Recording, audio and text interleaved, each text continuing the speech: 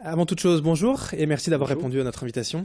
merci de m'avoir invité. Alors Vincent Dodin, vous êtes donc professeur agrégé de psychiatrie à la faculté libre de médecine de l'Université catholique de Lille et chef de service de la clinique médico-psychologique du groupement des hôpitaux de l'Université catholique de Lille. Alors passé ce beau préambule, votre livre il s'appelle Guérir les addictions chez les jeunes. La démarche, tout simplement déjà, expliquez-nous un petit peu pourquoi avoir fait ce livre.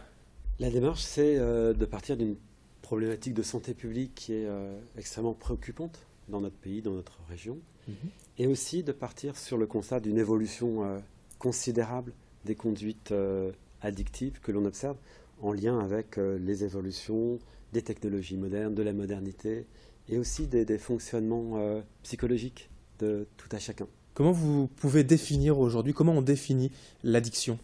Alors, l'addiction, c'est une aliénation à un comportement, c'est-à-dire le besoin impérieux de recourir à un comportement, soit un comportement de consommation de produits, ce qu'on appelle les addictions avec drogue, soit à des comportements sans produit, par exemple le poker en ligne, par exemple le site de rencontre, par exemple Facebook, par exemple les troubles des conduites alimentaires. Alors la société amène de plus en plus en fait d'addictions, il y a de nouvelles formes d'addictions qui arrivent chaque jour ou Voilà, presque. parce que la société, dans sa modernité, dans sa technologie extrêmement performante, crée de nouveaux besoins et permet de façon extrêmement rapide d'y accéder.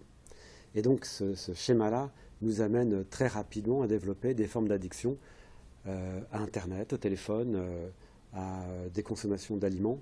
Et on se rend bien compte que si on vous enlève le téléphone, par exemple, pendant une journée, vous êtes très mal. Il y a un manque. Il y a un Surtout chez manque. les jeunes. Ouais, les jeunes, oui, mais je pense qu'aujourd'hui, toutes les générations sont concernées par ce symptôme de manque. Alors ce livre s'appelle précisément Guérir les addictions chez les jeunes.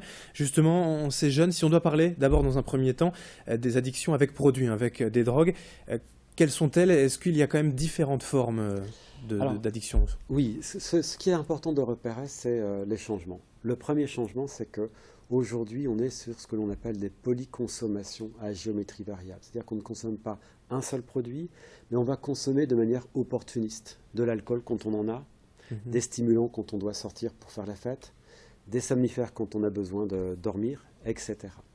L'autre phénomène qui est important, c'est l'apparition de ce qu'on appelle les NPS, les nouveaux produits de synthèse, qui, combinés à Internet, permettent d'avoir accès extrêmement rapidement, à partir de sites marchands, de nouveaux produits avec des nouveaux effets dans une recherche de toujours de plus en plus extrême de sensations fortes. Comment on peut faire le pas, enfin en tout cas faire la différence entre l'usage récréatif et la toxicomanie? Alors, l'usage récréatif, c'est une consommation qui ne génère pas de problème pour la santé ou pour l'environnement. L'abus, le mésusage, c'est on commence à avoir des problèmes. On va avoir des comas éthyliques, on va se mettre en difficulté par rapport à son employeur, par rapport à l'école, par rapport aux parents. La dépendance, ou en tout cas l'addiction ou la toxicomanie, là, on a vraiment des situations qui sont problématiques pour la santé physique, psychique, pour l'environnement. On en a conscience et on ne peut pas faire autrement que de répéter à l'infini et fréquemment ce comportement de consommation ou cet accès à certaines situations qui créent de l'addiction. Les formes de soins, de guérison pour ces formes d'addiction, on les connaît pour ce qui est de Facebook, comme vous disiez, de téléphone portable, de jeux vidéo. C'est peut-être un peu plus difficile à sentir.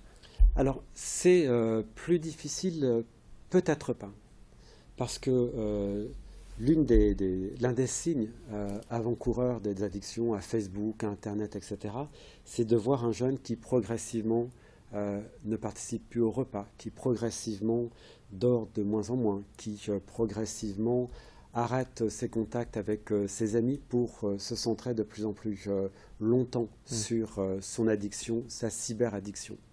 Et ce que je veux dire derrière, c'est qu'il y a en parallèle la position des parents. C'est-à-dire que beaucoup d'addictions, de cyberaddictions chez les jeunes sont aussi facilitées par un manque d'autorité parentale, par une difficulté qu'ont les parents à maintenir un cadre de vie avec des repas que tout le monde partage, avec des règles sur les heures de sommeil, avec des règles sur le temps que l'on peut passer sur Internet et d'autres que l'on a à passer à l'école, pour travailler, pour sortir avec ses amis, etc.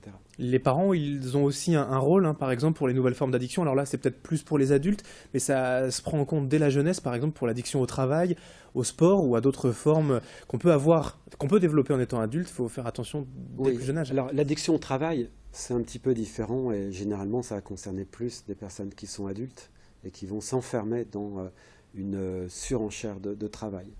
L'addiction au sport, effectivement, ça peut commencer à concerner des adolescents.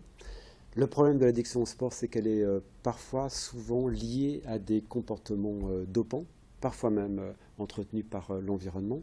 Et effectivement, il y a une précaution à prendre et vraiment un regard autour de la bienveillance, du bien-être, du bien-vivre des sportifs. Ce livre, Guérir les addictions chez les jeunes, est sous la forme de 100 questions-réponses. C'est pour être au plus concret, au plus pragmatique et puis être clair. Voilà, l'idée des 100 questions, c'est vraiment aussi de permettre au lecteur d'aller rechercher les points qui l'intéressent sans avoir obligatoirement à tout lire. Il y a des personnes qui peuvent être intéressées par les problèmes d'alcool, d'autres par le cannabis, d'autres par les jeux vidéo. Ça permet à ce moment-là d'avoir des réponses peut-être plus rapides, plus ciblées.